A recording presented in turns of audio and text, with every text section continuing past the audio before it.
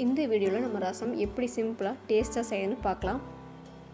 இந்த ரசம் நீங்கள் உங்கள் வீட்டில் ஒரு டைம் நீங்கள் செஞ்சிட்டிங்கன்னா நீங்கள் அடிக்கடி இந்த ரசம் வந்து செய்யணும்னு நினைப்பீங்க. இந்த ரசம் தான் நான் எப்பவுமே வீட்டில் வந்து செய்வேன். வாங்க இப்போ இந்த ரசம் எப்படி செய்யலான்னு பார்க்கலாம்.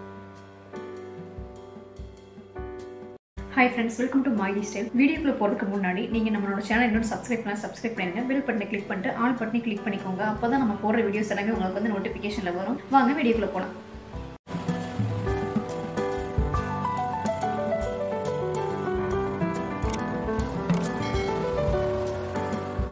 ஃபர்ஸ்ட் ரசம் வைக்கிறதுக்கு நம்ம புளி வந்து ஊற வச்சுக்கலாம்.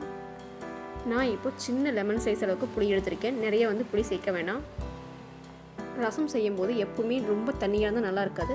அது வந்து திக்காக செஞ்சால் தான் நல்லாயிருக்கும். ஸோ நீங்கள் வந்து புளி வந்து கம்மியாக சேர்த்துட்டிங்கன்னா நம்ம வந்து திக்காக செஞ்சுக்கலாம். நீங்கள் புளி வந்து நிறைய சேர்த்துட்டிங்கன்னா புளிப்பு ரொம்ப இருக்கிறதுனால தண்ணி வந்து அதிகமாக தேவைப்படும். ஸோ நம்ம வந்து புளி வந்து கம்மியாக சேர்த்துட்டு ரசம் வந்து இப்போ நம்ம திக்காக செய்ய போகிறோம். தேவையான தண்ணியை ஊற்றி ஊற வச்சிடலாம். 2 ஸ்பூன் சீரகம் சேர்த்திக்கலாம். அதுக்கு கூடிய 1 ஸ்பூன் மிளகு, 1/2 ஸ்பூன் மல்லி சேர்த்திக்கலாம். மல்லி வந்து நம்ம ஃப்ளேவருக்கோசரம் தான் ஆட் பண்ணுறோம். அது கூடயே குட்டி பூண்டுலாம் இருக்கு இல்லையா, அதை வந்து நான் சேர்த்து வச்சுருக்கேன். அதை வந்து சேர்த்திக்கலாம். அது கூடயே 3 பச்சை மிளகா சேர்த்து செய்யும்போது உங்களுக்கு ஃப்ளேவர் நல்லாயிருக்கும். அது கூடயே கொஞ்சம் கருவேப்பிலை. அல்சர் இருந்துச்சுன்னா நீங்கள் பச்சை மிளகாயை வந்து அவாய்ட் பண்ணிக்கோங்க. ரெட் சில்லி வந்து ஆட் பண்ணிக்கோங்க.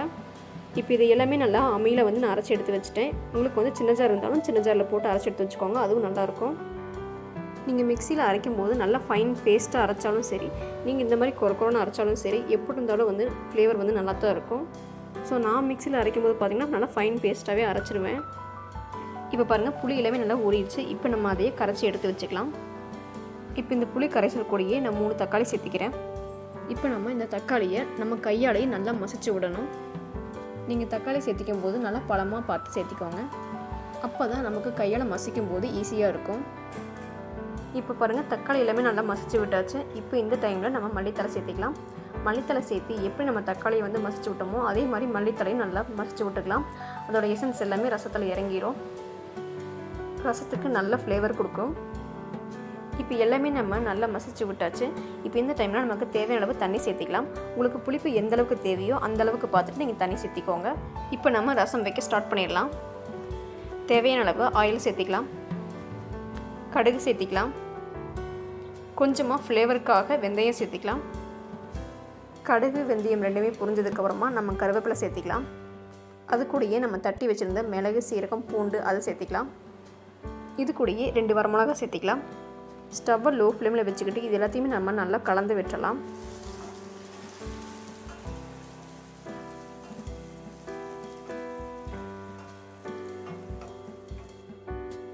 இப்போ எல்லாமே நல்லா கலந்து விட்டாச்சு. இப்போ இந்த டைமில் நம்ம மஞ்சத்தூள் சேர்த்திக்கலாம். இப்போ இது கூடயே பெருங்காயத்தூள் சேர்த்திக்கலாம்.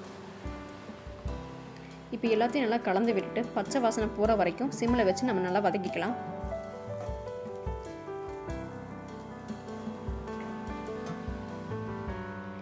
இப்போ ஒரு 5 நிமிஷம் ஆயிடுச்சு. பச்சை வாசனை எல்லாமே போயிடுச்சு. இப்போ நம்ம புளி கரைசலை சேர்த்திக்கலாம்.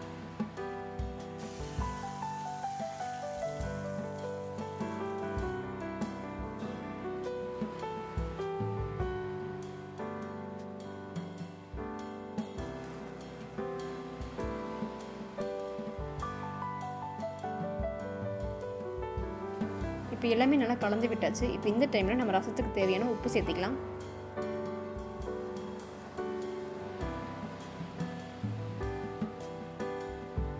உப்பு சேர்த்துனதுக்கப்புறமா எல்லாத்தையும் நல்லா கலந்து விட்டுருங்க. கலந்து விட்டுட்டு அடுப்பை லோ ஃப்ளேமில் வச்சுக்கோங்க. ரசம் செய்யும்போது நம்ம எப்போவுமே அடுப்பை லோ ஃப்ளேமில் தான் வச்சுக்கணும். ஹை ஃப்ளேமில் வைக்கும்போது அதோட ஃப்ளேவர் எல்லாமே மாறிடும். இப்போ பாருங்கள் ரசம் எல்லாமே நுர கட்டிடுச்சு. கொதி வர ஆரம்பிச்சிருச்சு. இப்போ இந்த டைமில் நம்ம ஸ்டவ் ஆஃப் பண்ணிடலாம். ரசம் செய்யும்போது ரசத்தை வந்து கொதிக்க விட்டுறக்கூடாது. அதோட நுரக்கட்டி வரும்போதே நம்ம வந்து ஸ்டவ் வந்து ஆஃப் பண்ணிடணும். அப்போ தான் வந்து ஃப்ளேவர் வந்து நல்லாயிருக்கும். இப்போ நமக்கு டேஸ்டியான ரசம் ரெடி ஆயிடுச்சு. நீங்களும் ட்ரை பண்ணி பாருங்கள். ரெசிபி உங்களுக்கு பிடிச்சிருக்குன்னு நினைக்கிறேன். மறக்காமல் சேனலை சப்ஸ்கிரைப் பண்ணிடுங்க. நெக்ஸ்ட் வீடியோவில் மீட் பண்ணலாம். தேங்க்யூ.